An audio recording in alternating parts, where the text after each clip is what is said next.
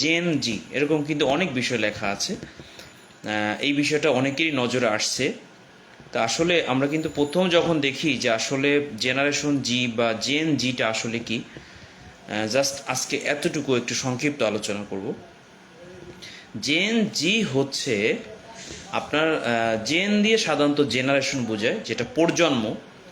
এবং জি এটা কি, এটা একটু আলোচনা করব। সাধারণত এটার ব্যাখ্যা হচ্ছে সাধারণত যাদের জন্ম 1996 সাল থেকে 2012 সাল পর্যন্ত, অর্থাৎ এটা কিন্তু বর্তমান যে গবেষণা সেটার ফল।